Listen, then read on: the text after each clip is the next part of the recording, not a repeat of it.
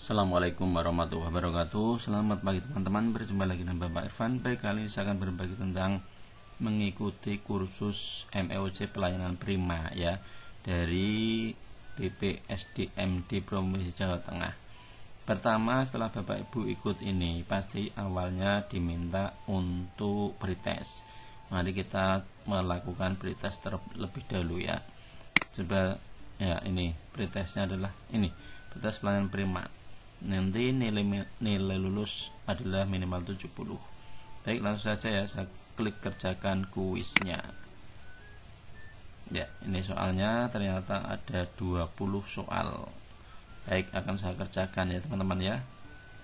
Ya, nomor 1 ini ya, apa tujuan utama dari penyusunan SOP administrasi pemerintahan?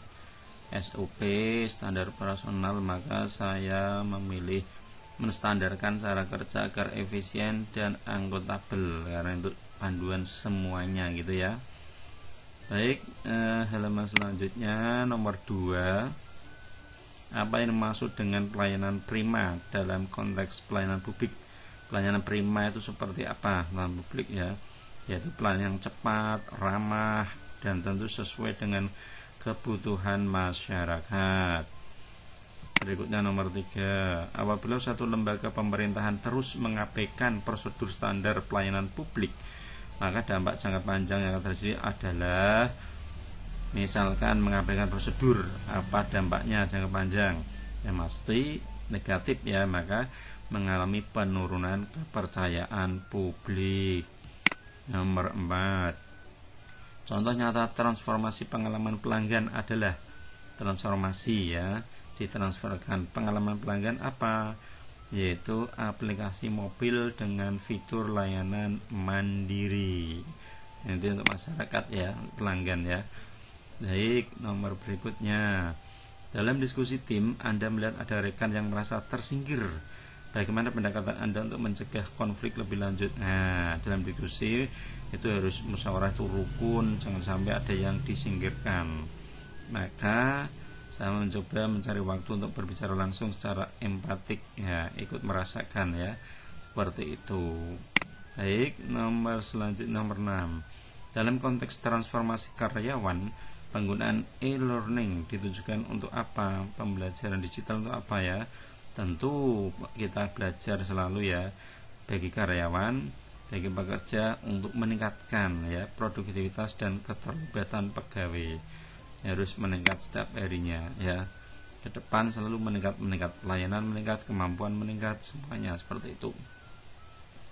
Nah, kita lanjut halaman berikutnya.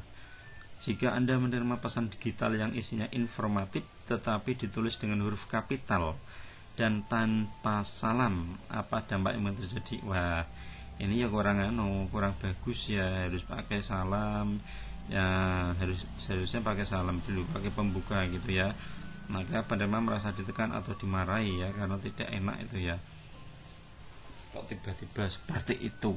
Baik, halaman selanjutnya, masyarakat mengeluhkan aplikasi layanan publik yang sering error dan lambat. Hal ini termasuk jenis penyebab aduan apa?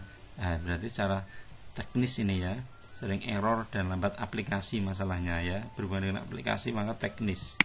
Berikutnya, masyarakat seringkali mengalami kesulitan untuk mengakses informasi pengaduan.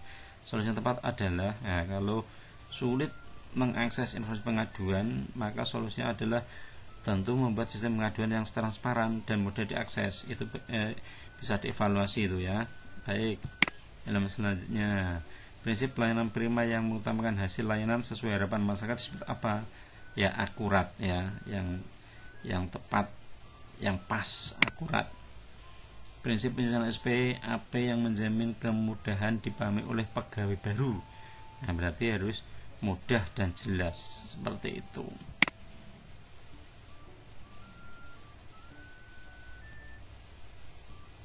Kita lanjut nomor berikutnya, nomor 12. Ya, salah satu asas ya dalam Undang-Undang Nomor 25 Tahun 2009 yang menekankan keterbukaan informasi layanan adalah apa? Nanti Bapak-bapak, nanti teman-teman lihat aja dulu ya, Undang-Undang Nomor 25 Tahun 2009 isinya seperti apa ya. Karena ini menekan keterbukaan, ini saya memilih transparansi, coba seperti itu. Nanti lebih jelasnya teman-teman buka sendiri ya, biar teman-teman lebih paham, lebih jelas, lebih detail. Nah, salah satu manfaat SOP apa adalah manfaat SOP itu yang mengurangi ketergantungan pada pimpinan, karena sudah ada baku tertulis yang sudah bisa kita lihat kemudian kita laksanakan. Sebuah laporan pengaduan tidak ditindaklanjuti selama 2 bulan. Sebagai petugas pengaduan, tindakan apa yang diambil berdasarkan prinsip efektivitas dan efisien? Nah, ini bahaya, ini masa 2 bulan tidak ditindaklanjuti ya. Nah, harus segera meninjau dan mempercepat proses penyelesaian. Nah, nanti menyebabkan pelanggan marah, nanti pelayanan jadi terganggu. Ya, nomor 15, seorang pelanggan mengeluhkan proses yang tidak sesuai ekspektasi. Bagaimana Anda menggunakan bahasa positif untuk mengelola situasi tersebut? Ternyata ada pelanggan kita yang mengeluh ya, tidak sesuai dengan kemampuan ekspektasi kita, maka kita harus mengakui keluhan dan menawarkan solusi ya, menawarkan solusi alternatif, tentu dengan bahasa yang sopan ya. Baik, nomor 16, seorang petugas menyampaikan informasi secara lisan dengan kata-kata yang benar, tetapi pelanggan terlihat bingung dan tidak puas. Apa kemungkinan penyebabnya?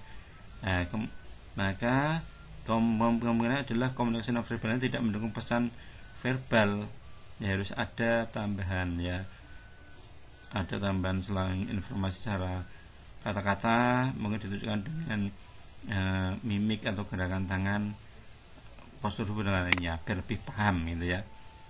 SOP teknis dinamakan sebagai apa? Prosedur rinci oleh satu orang dengan satu jabatan. Jadi saya mencoba menjawab SOP teknis itu prosedur rinci oleh satu orang dengan satu jabatan, itu ya, tidak semua orang ya, biar tidak apa namanya yang tidak untuk semua instansi pemerintah. Prosedur untuk semua instansi pemerintah apa ini? Prosedur umum dan pelaksana. Ya, saya mencoba ini ya, saya mencoba ini aja lah, mencoba ini mah. Ini kan masih pretest ya, saya mencoba. Tidak apa-apa, teman-teman juga tidak masalah mencoba. Masih pretest, belum belajar utama di materi berikutnya. Transformasi budaya organisasi yang efektif akan ditandai oleh pola pikir terbuka terhadap perubahan gitu ya.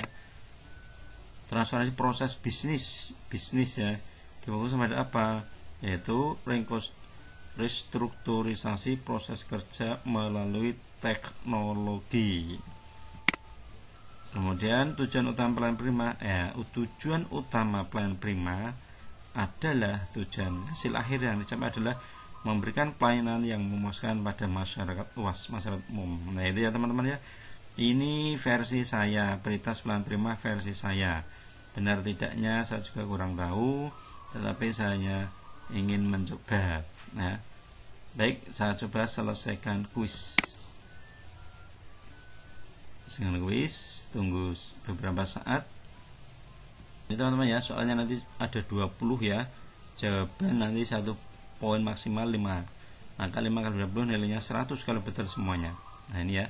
Ya, maka sudah muncul seperti ini. Prioritas pelayanan, rangkuman hasil pengerjaan. Sekarang saya scroll ke bawah ini ya. Scroll ke bawah, sudah selesai semua, maka saya klik kirim semua dan selesai. Ya, seperti ini ya, maka ada notifikasi. Setelah mengirim jawaban Anda tidak akan dapat mengubahnya. Tidak apa-apa, karena sudah dikerjakan ya, sudahlah, yakinlah sesuai dengan kemampuan kita. Ya, ternyata nilainya 95. Nah, berarti saya lulus teman-teman ya. Karena nilai minimal ada 70. Ada salah satu ya, di mana ya? Anda tahu ya salahnya di mana. Ya, terima kasih, semoga bermanfaat. Wassalamualaikum warahmatullahi wabarakatuh.